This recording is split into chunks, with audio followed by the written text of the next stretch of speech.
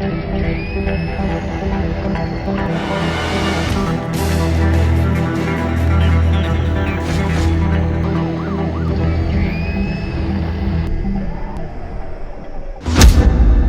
दुबे से पहले भी हो चुके हैं कई एनकाउंटर। यह है देश के सबसे चर्चित एनकाउंटर। बाटला हाउस एनकाउंटर में शहीद हुए थे एएसआई। भोपाल में मार गिराए गए थे सिमी आतंकी। हैदराबाद की दिशा के आरोपी भी मुठभेड़ में हुए थे ढेर।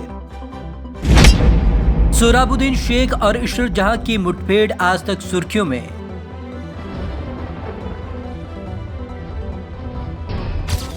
विकास दुबे पुलिस एनकाउंटर में मारा गया।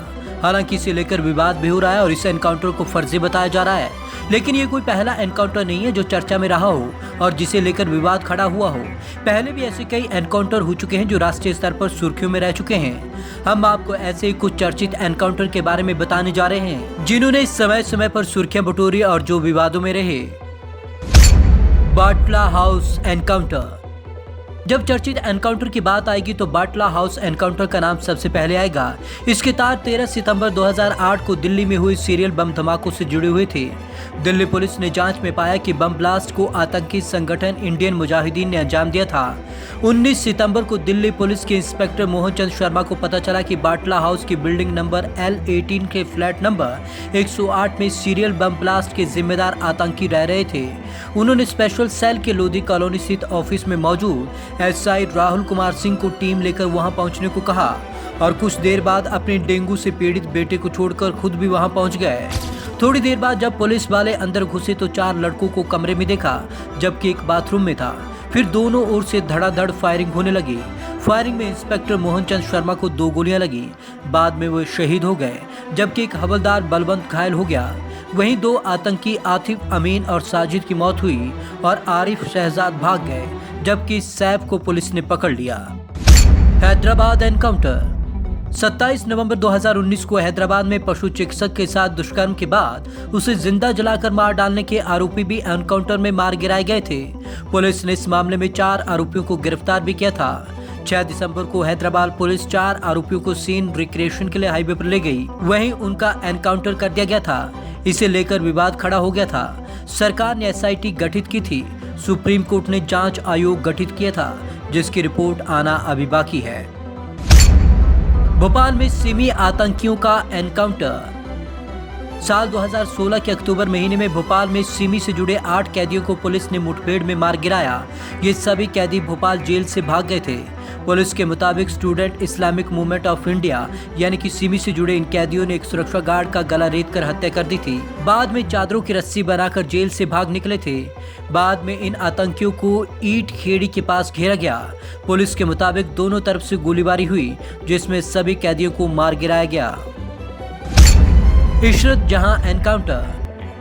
साल 2004 में हुए एनकाउंटर में गुजरात पुलिस ने इशरत जहां, उसके दोस्त प्रनेश पिल्लई उर्फ जावेद शेख और 2 पाकिस्तानी नागरिकों अमजदानी राना और जीशान जोहर को आतंकी बताते हुए ढेर कर दिया था।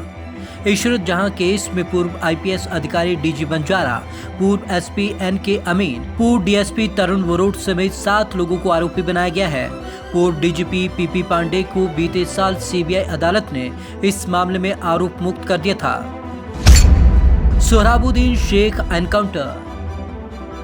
इस घटना की शुरुआत गुजरात के गृह मंत्री रह चुके हरेन पांड्या की हत्या के बाद हुई थी। 26 मार्च 2003 को उनकी गोली मारकर हत्या कर दी गई थी। साल 2005 में अहमदाबाद में राजस्थान और गुजरात पुलिस ने ज्वाइंट ऑपरेशन में सोहराबुद्दीन शेख को मार गिराया था। साल 2006 में ये केस आगे बढ़ा और सोहराबुद्दीन के साथ रहे तुलसी प्रजापति का भी एनकाउंटर कर दिया गया। आरोप था कि वह लश्कर का आतंकी था। कोर्ट ने सीबीआई को जांच सौंपी। साल 2018 में सबूतों के अभाव में अदालत ने सभी 22 आरोपियों को बरी कर दिया था। Dara Singh encounter. Special operation group ने 23 अक्टूबर 2006 को जयपुर में दारा सिंह का एनकाउंटर किया था, जिसके बाद दारा सिंह की पत्नी सुशीला देवी ने एनकाउंटर को फर्जी बताते हुए हत्या करार दिया था। सुशीला देवी की याचिका पर सुप्रीम कोर्ट ने सीबीआई को जांच सौंपी थी। इस पर 23 अप्रैल 2010 को सीबीआई ने मामला दर्ज कर जांच शुरू की थी। मामले में मंत्री राजेंद्र राठौर, तत्कालीन एडीजी AK जैन सहित 17 लोगों को आरोपी बनाया गया था। इसके बाद सीबीआई ने जांच के बाद अदालत में चार्जशीट पेश की। Connaught place encounter. 31 मार्च 1997 को दिल्ली पुलिस की क्राइम ब्रांच ने कनॉट प्लेस इलाके में एक एनकाउंटर को अंजाम दिया।